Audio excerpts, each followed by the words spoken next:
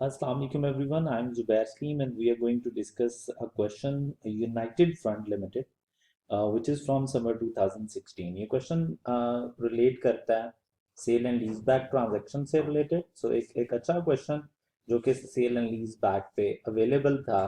Obviously ये तब आया था जब IFRS 16 नहीं बल्कि IAS 17 होता था. But हम लोग इसे in the context of IFRS 16 solve करेंगे. So let's start guys.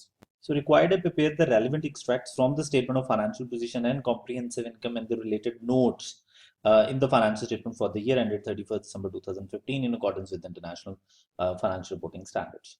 So 2015 हमारा year है guys. हमने notes भी prepare करने हैं और extracts भी prepare करने हैं. So I'll focus on the extracts और obviously थोड़ा notes के बारे में मैं बात करूँगा. But let's start जी के है क्या. United Front Limited is a company engaged in manufacturing and marketing of automotive components for auto assemblers in Pakistan. On 1st Jan 2015, the company entered into two sale and lease back agreements. दो transactions हैं and the transaction is sale and lease back guys. With Sun Leasing Limited, the details of the machine sold and leased back under the two agreements are as follows. Sale and lease back की transaction है machine A और machine B की. सो let's see जी कि हमने करना क्या है. सबसे पहला डिसीजन ये होता है कि सेल है या नहीं है. सबसे पहला डिसीजन हमने ये लेना होता है. So let's start ji. Date of purchase guys machine A की, मैं मशीन ए पे फोकस करूंगा. 1 जन 2010. अगर 1 जन 2010 है तो इस साल के स्टार्ट पे हमने ये काम किया है. 1 जन 2015 तो आप अगर आप और करो तो 5 इयर्स ऑलरेडी गुजर चुके हैं. So cost is 150, useful life is 10 years. इसका मतलब है हाफ ईयर्स एक्सपायर हो चुके हैं, हाफ लाइफ एक्सपायर हो चुकी है. Sale price to lessor is 78 and the fair market value is 80. अब गाइज मुझे कैरिंग वैल्यू चाहिए होती है इस एसेट की, तो मैं बहुत इजीली कैरिंग वैल्यू निकाल सकता हूं. अगर आप और करो हाफ लाइफ गुजर गई है, रेजिडुअल वैल्यू नहीं है, तो इसकी हाफ वैल्यू जो है that is carrying value. Now, guys, the terms of the lease agreement are as follows. Lease term 5 years. This is really important for me, guys, as well as for you guys, क्योंकि कुछ books में इसमें answer जो given है इस question के उसमें थोड़े प्रॉब्लम्स हैं. अब अगर आप और करो तो रिमेनिंग लाइफ इज 5 years. आप एक एसेट बेचते हो जिसकी रिमेनिंग लाइफ है 5 years और आप उसे 5 years पे ही लीज पे वापस ले रहे हैं. तो जब ऐसा होता है बच्चों, इसका मतलब ये है कि आप उसकी जो इकोनॉमिक लाइफ है पूरी लाइफ की इक्वल उस एसेट को लीज पे लेके आ रहे हैं. इस कॉन्टेक्स्ट में हम लोग कहते हैं कि क्योंकि आपने बिल्कुल सारे के सारे सब्सटेंशियल बेनिफिट्स इस एसेट के जो रिमेनिंग 5 इयर्स के हैं वो आपने ही इंजॉय करने हैं even after the lease back भी. इसका मतलब ये है कि मशीन ए से रिलेटेड जो ट्रांजेक्शन है it's not a sale transaction. तो ये एक इंपॉर्टेंट बात है कि मैंने कैसे कंक्लूड किया it's not a sale transaction. Now guys, अब आपको पता है कि अगर हमने एक एसेट को लीज पे दिया है और उसे वापस सेल किया और वापस लीज पे ले लिया and it's not a sale transaction, तो इसका मतलब है मुझे इस ट्रांजैक्शन को ट्रीट करना है as a loan. So it's a financing transaction और जो पैसा भी आया है वो मेरा लोन है. पहली पॉइंट कि कैश जितना रिसीव किया है that is equal to your loan. Second point, अगर गाइज हम लोग मूव करें तो जो एसेट आपका है ऑलरेडी आप एसेट आपकी बुक्स में है, asset continue to be recognized है. It should be continue to be recognized. इसको आपको बुक्स में से डी रिकग्नाइज नहीं करना. So this is important. तो ये सेल ट्रांजैक्शन ए थी. फर्दर देखते हैं गाइस क्या है. एनुअल रेंटल्स जो आप पे करोगे दैट इज 18.283. अब मैं इसे रेंटल्स नहीं कंसीडर करूंगा, मैं आई कंसीडर इट कि मैं अपना लोन की रीपेमेंट्स करूंगा. Instalment due is in arrears, arrears में आप लोगों ने बच्चों ये पे करना है. Now the down payment is 10%. इसका मतलब इनिशियली वेरी फर्स्ट डे भी आपने 10% पे किया. और अगर कोई इन्फॉर्मेशन नहीं है तो ऑब्वियसली 80 का 10% होगा विच इज अराउंड 8. तो 80 का 10% ये 8 भी आपने इनिशियली पे किया है. आई कंसीडर इट के लोन की रीपेमेंट हुई. इंपॉर्टेंट ट्रांजैक्शन गिवन है. इंटरेस्ट रेट देखें अभी तक गिवन नहीं है. The market interest rate is 9% per annum while the market rates for rentals for machines similar to machine A and machine B are 19 and 7 million per annum respectively.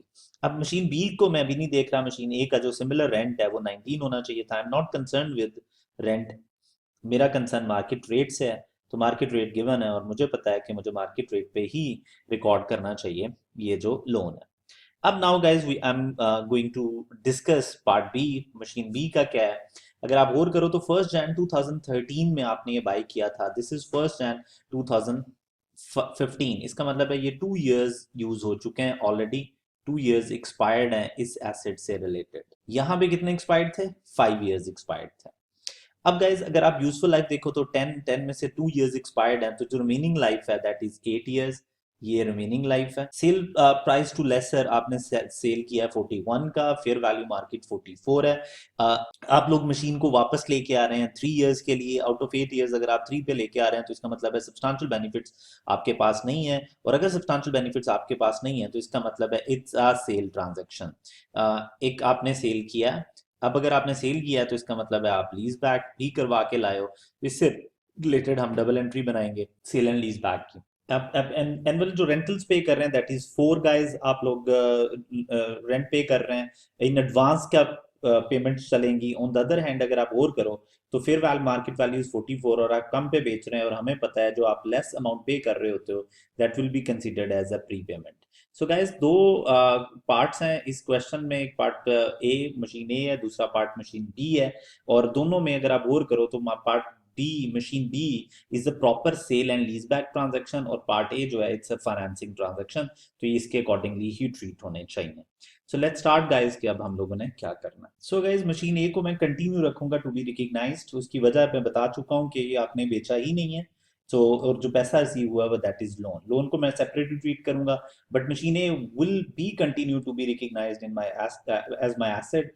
So let's see ji, तो 150 का ये asset था initially guys, depreciate किया मैंने इसको मेरे साल के स्टार्ट तक 5 इयर्स, तो अगर मैं 5 इयर्स की डेप्रिसिएशन लूँ क्यूमुलेटिव तो 150 डिवाइडेड बाय 10 इंटू जी सर 150 डिवाइडेड बाय 10 इंटू 5 जब करूंगा तो 75 आ जाएगी।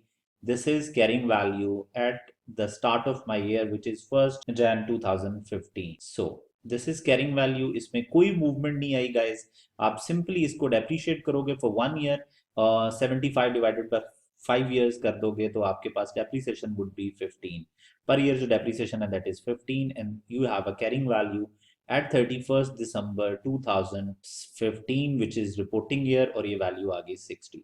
हमें पता है कि ये हम लोगों ने एसओएफपी में ले जानी है क्योंकि हमने एक्सट्रैक्ट्स प्रिपेयर करने हैं। ऑन द अदर हैंड अगर हम बात करें तो ये डेप्रिसिएशन हम लोगों ने स्टेटमेंट ऑफ कॉम्प्रिहेंसिव इनकम में एज एक्सपेंस ले जानी है। नाउ गाइज वेरी इंपॉर्टेंट कि लोन को कैसे ट्रीट करना है। सो लोन जो है जितनी अमाउंट रिसीव हुई है that is loan, amount received is equal to loan, loan as per IFRS 9। अब मुझे पता है जो लोन होता है गाइस ये रिकॉर्ड होता है very first day at fair value. अब अगर फेयर वैल्यू मेरे पास ना हो, अब मुझे नहीं पता ये फेयर वैल्यू है या नहीं, we are able to calculate the fair value, वो होती है कि आप present value of all future cash flows ले लो, all future cash flows at market interest rate for similar bonds, similar loans, market rate। अब अगर आप गौर करो तो मेरे मुझे उसने मार्केट रेट दिया हुआ है, सो आई कंसीडर के फेयर वैल्यू क्या है, ये सही ट्रीटमेंट है जब आप आईएफआरएस 9 के किसी भी एसेट या लायबिलिटी को ट्रीट कर रहे हो। क्या फेयर वैल्यू कैलकुलेट करोगे and we know if there is any difference तो ये पीनल में चार्ज होगा। सो लेट्स सी जी कि अब हम लोग फेयर वैल्यू कैसे कैलकुलेट करते हैं, और देखते हैं कि ये जो 78 मिलियन मिला है जिससे मैं कह रहा हूँ कि ये जो अमाउंट रिसीव हुई है दिस इज लोन, तो क्या ये लोन अपनी ओरिजिनल जो पैसे रिसीव हुए हैं उसी के ऊपर लिखा जाएगा या इसकी फेयर वैल्यू डिफरेंट है। अब गाइज आपने अंदाजा लगाना है कि टोटल पेमेंट जो आप करने वाले हो वो कितनी है।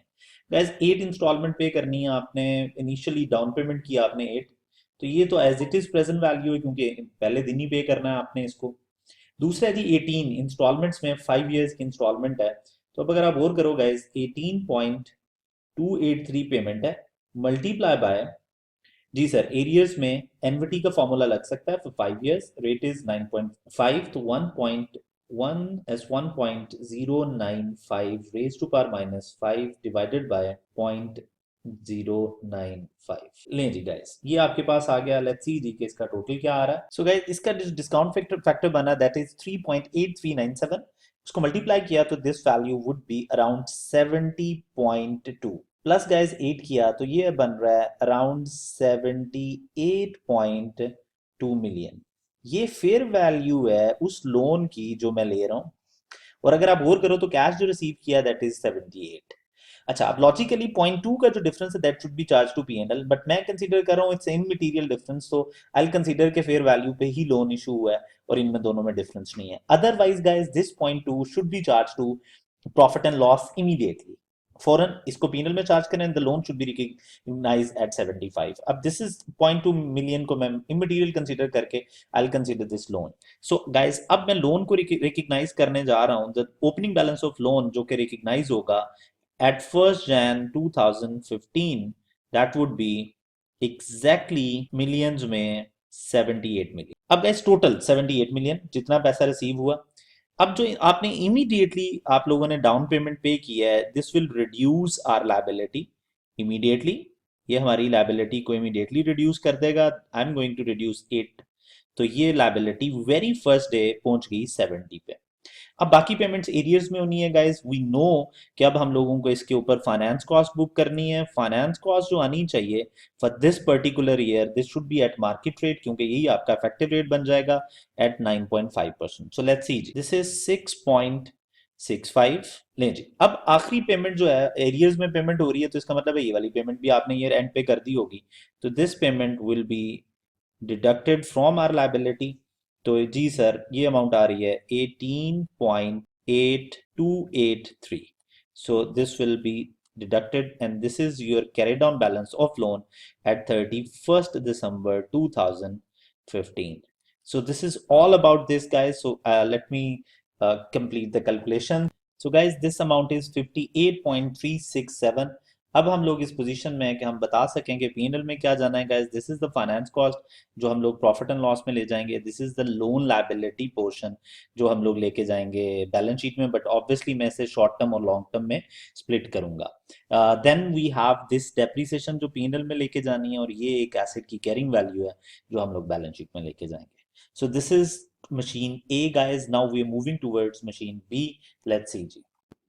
Now guys we are moving towards machine B. So let's see जी कि machine B proper sale and lease back transaction है। तो हमें सबसे पहले चाहिए प्रेजेंट वैल्यू ऑफ वर्ड पे गौर करना गाइस। हमें चाहिए सबसे पहले present value of lease payments. Total जो आप लीज पेमेंट्स करेंगे उनकी प्रेजेंट वैल्यू चाहिए आप लोगों को। ओके सो अब इसको कैसे कैलकुलेट करेंगे। हमें पता है 4 की इंस्टॉलमेंट जा रही है फॉर 3 इयर्स है बट इन एडवांस है। तो मुझे क्या करना चाहिए गाइस, मुझे 4 से मल्टीप्लाई करना चाहिए 1 लेस 1.095 रेज टू पावर, क्योंकि एडवांस की 3 इंस्टॉलमेंट्स है तो ये -2 हो जाएगा, डिवाइडेड बाय 0.95 ही रहेगा, 095 रहेगा गाइज। सो 0.095। अब एडवांस की वजह से हमें प्लस एक यहाँ पे करना पड़ेगा, तो ये जी आप लोगों के पास आ जाएगी। So the present value of lease payment जो हमारे पास आ रही है गाइज दैट इज 10.989। तो ये हमारे पास आ रही है present value of lease payments. अब गाइज हमें फॉर्मूला अप्लाई करना है। If it's a sale and lease back transaction तो हमें क्या करना चाहिए, we need to apply the formula. Formula क्या है गाइज, इस पे अगर आप गौर करो तो carrying value of asset multiply by present value of lease payments. अगर कोई प्री पेमेंट है यानी आपने अगर फेयर वैल्यू से कम पे बेचा है, विच इज एक्चुअली हियर 44 की फेयर वैल्यू थी और आप इसको 41 का बेच रहे हैं, इसका मतलब है 3 की प्री पेमेंट है। तो आप present value of lease payments में प्लस करेंगे प्री पेमेंट्स और डिवाइडेड बाय करेंगे आप लोग फेयर वैल्यू ऑफ एसेट। तो ये वो फॉर्मूला है जो मैंने आप लोगों को सिखाया हुआ है। So fair value of asset आप डिवाइड करोगे। So let's apply this formula. We don't have carrying value. Carrying value calculate करना कोई मुश्किल नहीं है। डेट ऑफ परचेज 1 Jan 2013 थी, 2 साल गुजर चुके हैं। Cost was 48, useful life was 10। तो गाइज अगर आप और करो तो 1 साल की डेप्रिसिएशन बन रही है 4.8। अब 2 इयर्स की जो डेप्रिसिएशन बनेगी दैट वुड बी 9.6। तो इसका मतलब ये है कि अब अगर मुझे कैरिंग वैल्यू कैलकुलेट करनी हो तो एसेट की कैरिंग वैल्यू कैलकुलेट ऐसे होगी कि कॉस्ट इज 48, डेप्रिसिएशन मुझे 2 साल की कैलकुलेट करनी है, 4.58 इंटू 2 करोगे तो दिस विल गिव यू 9.6 की depreciation. We have carrying value of asset. Amount देख लें जी कितनी आ रही है। सो गाइस अमाउंट आ रही है 38.4। आसान हल भी था, 48 डिवाइडेड बाय 10 इंटू 8 कर लेते तो यही आंसर आता आपके पास। Now guys we have carrying value, we have each and everything जो कि इस फॉर्मूले को अप्लाई करने के लिए रिक्वायर्ड है। So I will use 38.4 here multiply by present value of lease payments जो कि मैंने ऊपर कैलकुलेट की है that is 10.989 plus prepayment which is 3 divided by fair value of asset. तो फेयर वैल्यू ऑफ एसेट जो गाइस आ रही है दैट इज 44। तो ये 44 से आपने डिवाइड किया। सो लेट्स सी जी कि कितनी वैल्यू आ रही है उस राइट ऑफ यूज एसेट की जो कि आपने रिकग्नाइज करना है। सो फिर हम लोग डबल एंट्री देख लेंगे. So amount is, so right of use acid की वैल्यू जो आ गई दैट इज 12.208 गाइस. अब हम लोग डबल एंट्री पास करने की पोजीशन में हैं. डबल एंट्री क्या होनी चाहिए गाइस? डेबिट करना है हमने right of use acid guys. Debit करना है हम लोगों ने वो पैसे जो कि हमें रिसीव हुए हैं which is debit bank. Credit करना है हम लोगों ने लीज लायबिलिटी. हमें पता लीज लायबिलिटी जो आनी चाहिए that is 10.989989. Then we need to credit acid key carrying value, which is machine B carrying value. So I'll write machine B. It is how much? This is 38.4. Now guys, we need to write. जी sir, हमने एक pre payment भी की है, which is exactly 3, वो हम adjust कर चुके हैं. नाउ प्रॉफिट लॉस हमें बैलेंसिंग चाहिए. कैरिंग वैल्यू ऑफ एसिड हमें मिल चुकी है. This is 12.208. कितना पैसा रिसीव हुआ है गाइज? हमें पैसा रिसीव हुआ था 41. तो डेबिट करना है आप लोगों ने 41 से गाइज. सो अब हम लोग इस पोजीशन में है कि हम लोग बैलेंसिंग अमाउंट प्रॉफिट लॉस निकाल सकें. मैंने कहा था बैलेंसिंग भी निकाली जा सकती है, एक और फॉर्मूला भी है, वो भी मैं बता देता हूँ. पहले मैं बैलेंसिंग निकालता हूँ. अगर आप गौर करें तो डेबिट साइड पे आ रहा है गाइज 41 प्लस 12, दिस इज 53, और क्रेडिट साइड पे आ रहा है आपके पास 49 point something. So the balancing amount is on credit side. So we have profit on disposal guys which will be recognized, और ये हमें पता है ट्रांसफर पोर्शन से रिलेटेड होता है. सो लेट्स सी जी कितनी अमाउंट आ रही है. It's a balancing amount. This is guys 3.819. So guys ये प्रॉफिट आ गया. यहाँ पे मैंने लिया बैलेंसिंग अमाउंट. दूसरा फॉर्मूला मैंने बताया था कि हम ट्रांसफर्ड, ये था रिटेंशन रेशो. अगर आप गौर करो तो ये रिफ्लेक्ट कर रहा था कितना एसिड आपने रिटेन किया. This was retention ratio. अब आप ट्रांसफर रेशो भी कैलकुलेट करने की पोजीशन में है. ट्रांसफर कितना है गाइज? अगर आप गौर करो 13.989 आपने रिटेन किया आउट ऑफ 44, तो जो डिफरेंस है वो आपने ट्रांसफर किया. तो मैं डिफरेंस लेता हूं जी. 13.989 हमने रिटेन किया आउट ऑफ 44. तो जो हम लोगों ने ट्रांसफर कर दिया guys that is 30.011 divided by guys. अगर आप फेयर वैल्यू करो तो this is transfer portion. Transfer portion का प्रॉफिट लॉस हमने बुक करना होता है. प्रॉफिट लॉस मैंने कहा था हमेशा कैलकुलेट करना है आपने फेयर वैल्यू और कैरिंग वैल्यू का डिफरेंस. फेयर वैल्यू अगर हम लोग यहाँ पे देखें जो क्वेश्चन में थी दैट वाज 44. सो 44 आपकी कैरिंग वैल्यू थी बच्चों. कैरिंग सॉरी फेयर वैल्यू थी 38.4 थी, वो आपकी कैरिंग वैल्यू थी. So we have a total profit on this asset. अगर हम लोग देखें तो दैट इज एग्जैक्टली 5.6. तो 5.6 के टोटल प्रॉफिट में से जो ट्रांसफर्ड पोर्शन का रेशो आपने अप्लाई की तो you'll get the profit. So let's see ji के क्या अमाउंट आ रही है. सो गाइस एग्जैक्टली अमाउंट आ रही है 3.819. सो अब हमें क्या करना है? हमें लायबिलिटी का टेबल बनाना है गाइस. सो लायबिलिटी का टेबल कैसे बनता है? We have idea. So I am going to prepare the table. उसकी वजह क्या है कि इसको दूसरे तरीके से भी सॉल्व किया जा सकता है. मार्केट में दो तरीके चल रहे हैं सेल एंड लीज बैक के. I will teach both of them. So let's see जी. सो लीज लायबिलिटी गाइस जो आपके पास ओपनिंग बैलेंस आया दैट इज जो ब्रॉड डाउन बैलेंस आपका है वो है 10.989. अब एडवांस का टेबल बना रहा हूं मैं. सो पहले मैं इंस्टॉलमेंट लेस करूंगा बच्चों. सो इंस्टॉलमेंट वुड बी हमारे पास 4 है. तो पहली इंस्टॉलमेंट लेस करके जो अमाउंट आएगी उसके ऊपर मैं इंटरेस्ट अप्लाई करूंगा, और इंटरेस्ट का रेट जो चल रहा है दैट इज 9.5%. सो यहाँ पे अमाउंट आ रही है गाइस 6.989. जब आप 9.5% इस पे रेट लगाएंगे तो ये अमाउंट आएगी 6.989 इंटू 0.095. सो 9% पे 9.5% पे आपने रेट लिया तो ये हमारे पास इंटरेस्ट आ रहा है गाइस 0.664. तो ये आपके पास आ गया. We have closing balances guys.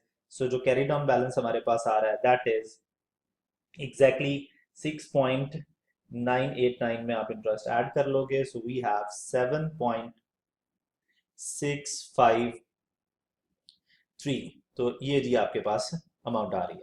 अगला साल भी हम लोग प्रिपेयर कर सकते हैं ताकि लॉन्ग टर्म शॉर्ट टर्म के इश्यूज भी खत्म हो जाएं. 7.653. जी सर इंस्टॉलमेंट आपने पे कर दी अगले साल फिर एडवांस में. तो जो अमाउंट बचेगी दैट वुड बी 3.653। अब हम इस पे 9.5% लगाएंगे तो we will get the value. So 0.095 which is 9.5% मैंने अप्लाई किया, तो वी हैव 0.347 इंटरेस्ट गाइस। और जब हम इसे ऐड करेंगे 3.653 में, तो we will get the value which is exactly 4। जी सर, ये अगले साल आप 4 की 4 पे करोगे और अगले साल जो आपका टेबल है वो 0 पे पहुंच जाएगा। सो this is all about lease liability. अब ये जो राइट ऑफ यूज एसेट है बच्चों, इसको आप लोगों ने डेप्रीशिएट भी करना होता है। तो इसको जब आप डेप्रीशिएट करोगे गाइस, तो किस तरह करोगे? 12.208 ओवर लीज टर्म करेंगे, क्योंकि एसेट वापस आपके पास नहीं रहेगा। Lease term was 3 years guys, तो फिर आप इसे डिवाइडेड बाय 3 years करके इसको डेप्रीशिएट कर दोगे। So let me calculate the appreciation for you guys. 12.208 divided by 3. तो guys ये आ गई depreciation and the amount is 4.069. So 4.069 is the depreciation जो आपने चार्ज करनी है। अब guys I'm just बताने के लिए कि टोटल चीजें जो P&L में और बैलेंस शीट में जानी है वो क्या क्या है। So let's start जी। सबसे पहली चीज जो इस साल डेप्रीसिएशन P&L में जानी है वो ये है guys। पूरे साल की दिसंबर आप लोगों का ईयर एंड है और ये ट्रांजैक्शन साल के शुरू में हो रही है। देन गाइज ये प्रॉफिट ऑन डिस्पोजल आप P&L में लेके जाएंगे। फिर इसके ऊपर ये फाइनेंस कॉस्ट है जो ईयर 1 की जाएगी, ये P&L में चीजें चली जाएंगी। Let me use green colour for balance sheet items guys. Balance sheet में लायबिलिटी दो हिस्सों में स्प्लिट होएगी। हमें पता है कि इसमें कुछ पोर्शन शॉर्ट टर्म है और कुछ पोर्शन क्या है जी, लॉन्ग टर्म है।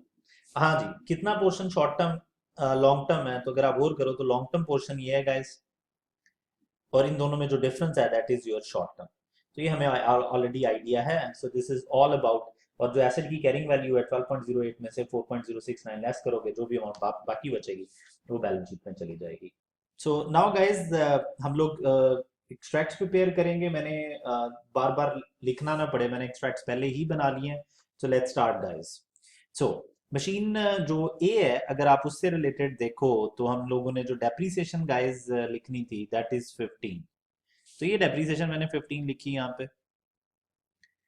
Carrying value of asset is 60, तो मुझे कैरिंग वैल्यू ऑफ एसेट जो है 60 वो लिखनी है। तो अगर आप और करो तो नॉन करंट एसेट्स में मैंने 60 यहाँ पे लिख दूंगा, विच इज मशीन ए।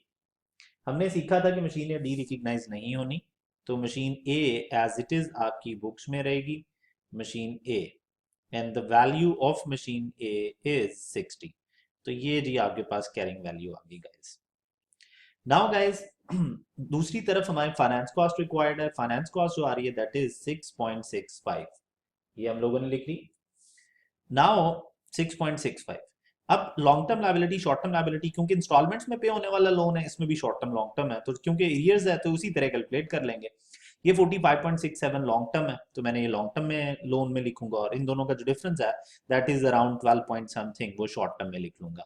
तो अगर आप और करो तो ये मैं लॉन्ग टर्म में लिख चुका हूँ और ये मैं शॉर्ट टर्म में लिख चुका हूँ। मशीन ए से रिलेटेड सारी बातें हम लेके आ चुके हैं। नाउ मशीन बी से रिलेटेड है। मशीन बी की जो डेप्रीसिएशन है गाइस वो यहाँ पे देखें आ गई, which is right of use asset, जितना हम रिटेन कर पाए थे उसकी डेप्रीसिएशन। प्रॉफिट ऑन डिस्पोजल है गाइस, तो gain on sale and lease back वो भी हम रिकग्नाइज करेंगे। तो मैंने ये रिकग्नाइज कर लिया। On the other hand guys अगर हम बात करें तो ये इंटरेस्ट है जो हमने P&L में चार्ज करना है, ये इंटरेस्ट भी P&L में चार्ज कर दिया। फिर मैंने लीज की लायबिलिटी का टेबल बनाया था, यहाँ से ये लॉन्ग टर्म है तो इसको मैंने लॉन्ग टर्म में दिखा दिया, और इन दोनों में जो डिफरेंस है विच इज एक्जैक्टली 4, तो ये शॉर्ट टर्म में चला गया। राइट ऑफ यूज एसेट कितने का आएगा बुक्स में? ऑब्वियसली 12.208 का रिकॉर्ड हुआ था, इतने से डेप्रिशिएट हुआ, ये लेस करेंगे तो विल गेट द वैल्यू। तो ये एक्सट्रैक्ट्स थे गाइस।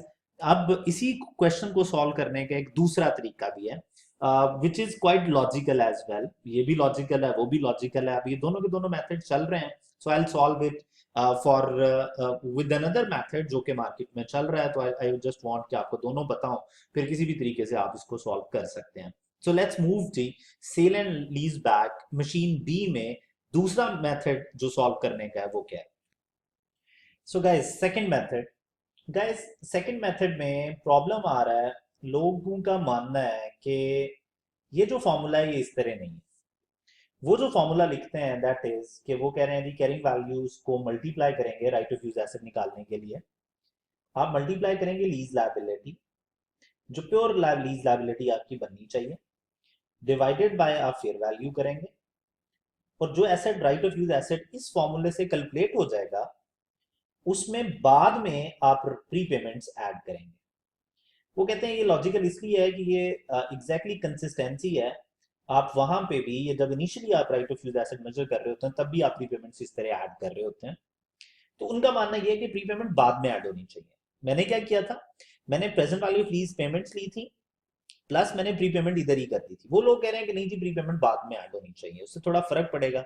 लेट्स सी जी के फर्क क्या पड़ेगा। अब एक छोटा सा प्रॉब्लम और है, प्रीपेमेंट कितनी है क्वेश्चन में, प्रीपेमेंट थी 3, यानी आप फेयर वैल्यू से कम जितना बेच रहे हैं वो प्रीपेमेंट है। तो एक प्रीपेमेंट 3 है, प्लस बच्चों आप लोगों को मैंने सिखाया था इनिशियली कि जो एडवांस की पहली पेमेंट होती है वो भी प्रीपेमेंट होती है। तो अगर एडवांस की पहली पेमेंट भी प्री पेमेंट होती है, तो इसका मतलब है 3 इंस्टॉलमेंट्स पे करनी है 3 इयर्स की, तो पहली इंस्टॉलमेंट जो है वो भी प्री पेमेंट बन गई, तो ये बन गया 7 प्री पेमेंट्स में। और जो लायबिलिटी बनेगी वो सिर्फ 2 लीज पेमेंट्स बनेंगी, सिर्फ 2। अब क्वेश्चन ये है कि 2 पेमेंट्स की जो प्रेजेंट वैल्यू वो लीज लायबिलिटी है, तो अब वो कैसे कैलकुलेट होगी। अगर हम इसको एज इट इज इस तरह ले लें, -2 कर लें, तो ये हमारे पास एग्जैक्टली आएगा 6.989। तो ये मेरे पास लीज लायबिलिटी आ गई गाइस, दिस इज 6.989। अब वो कह रहे हैं कि फॉर्मूला लगाएं आप, तो मैंने फॉर्मूला लगाना है। कैरिंग वैल्यू ऑफ एसेट वही है गाइस, 38.404, इसमें कोई प्रॉब्लम नहीं। मल्टीप्लाई बाय उनके मुताबिक लीज लायबिलिटी ये है 6.989, डिवाइडेड बाय फेयर वैल्यू करेंगे आप 44। जो इधर से कैरिंग वैल्यू आएगी उसमें प्री पेमेंट्स व्हिच इज 7 आपने बाद में ऐड करना है, उससे निकलेगा राइट ऑफ यूज एसेट। फिर डबल एंट्री में भी फर्क पड़ जाएगा। So let me calculate for you guys कि ये कितनी अमाउंट आ रही है। सो गाइस ये जो एसेट, यहाँ पे जो एसेट की वैल्यू बनी वो 13.010 कर लेते हैं, 0.099 है। तो यार ये यहाँ पे एसेट बना। अब आपको आई होप के फर्क पता चल गया होगा। अब डबल एंट्री क्या बनेगी, अब डबल एंट्री, यही डबल एंट्री कुछ इस तरह बनेगी कि आप लोग डेबिट करोगे right of use asset with 13.10, और फिर उसके बाद डेप्रिसिएशन भी सही करेंगे। बैंक आप अभी भी 41 से ही डेबिट करेंगे। देन ये प्रॉफिट ऑब्वियसली फर्क पड़ जाएगा। लीज लायबिलिटी अब आपकी फर्क आ रही है, लीज लायबिलिटी जो है दैट इज 6.989। जी सर, मशीन की कैरिंग वैल्यू आपकी एग्जैक्टली वही है 38.4। अब ये प्रॉफिट जो कैलकुलेट करना है, इसका फॉर्मूला कैसे लगेगा, सेम इसी तरह मैं कैलकुलेट करता हूँ। तो 5.6 टोटल प्रॉफिट था एसेट के ऊपर, विच इज फेयर वैल्यू और कैरिंग वैल्यू का डिफरेंस, इनटू अब आपके मुताबिक देखें 6.989 आपने रिटेन किया आउट ऑफ 44, तो जो रिमेनिंग है, जो डिफरेंस है इनका, वो आपकी ट्रांसफर रेशो बनेगी। तो 44 डिवाइडेड बाय इन दोनों का डिफरेंस देखें कितना आ रहा है। सो गाइस ये है 37.011 डिवाइडेड बाय 44 किया तो 4.71 आया। इसका मतलब है यहाँ पे अब मैं प्रॉफिट रिकॉर्ड करूंगा 4.71। अब क्रेडिट पे गाइस आपने, क्योंकि ये जो एडवांस इनिशियल इंस्टॉलमेंट है, जो पहली इंस्टॉलमेंट है, उन्होंने प्री पेमेंट माना है, तो उसको लायबिलिटी में इंक्लूड नहीं किया, तो फिर अब हमें सेपरेट क्रेडिट बैंक करना पड़ेगा 4 से। अब अगर आप डबल एंट्रीज देखोगे तो ये बैलेंस आएगा, देखते हैं 41 प्लस 13 गाइस अराउंड ये बनता है 54। और अगर आप यहाँ पे भी देखोगे 38 plus 6 it would give us 44 plus 8, तो ये एग्जैक्टली यहाँ पे भी 50, तो ये एग्जैक्टली यहाँ पे भी 54.10 अराउंड 10 बन रहा है, क्योंकि यहाँ से भी आप लोगों को कुछ वैल्यू मिल जाएंगी। सो दिस इज द सेकंड वे। अब इसमें लीज लायबिलिटी के टेबल में थोड़ा सा फर्क पड़ेगा। लीज लायबिलिटी का टेबल देखिएगा जरा, क्योंकि उन लोगों ने इसमें से लीज लायबिलिटी का पहली इंस्टॉलमेंट पहले ही लेस करा दी है, तो उनका टेबल कुछ इस तरह बनेगा कि ओपनिंग बैलेंस लेंगे वो लोग 6.89 फॉर ईयर 1, और ईयर 1 में क्योंकि इंस्टॉलमेंट पहले पहले माइनस कर चुके हैं, तो वो सिर्फ और सिर्फ इंटरेस्ट इधर ऐड करेंगे। तो ये अमाउंट आएगी 9.5% के ऊपर, एग्जैक्टली 0.664। सो ये आ गया गाइस, 989 है, सॉरी ये 989, और ये क्लोजिंग आ जाएगा 7.653। उसके बाद जो टेबल है वो एग्जैक्टली सेम बनेगा जो कि ये 2 काम में बनाया था। सो this is the second way guys. अब मैं इस पे डिबेट नहीं करना चाहता which one is the appropriate method. इसमें दोनों की दोनों लॉजिक्स हैं, दोनों की दोनों मार्केट्स में लोग सॉल्व करवा रहे हैं, तो मैंने दोनों तरीकों से सॉल्व कर दिया। आई होप कि आपको ये बात समझ लगी होगी। Thank you so much guys.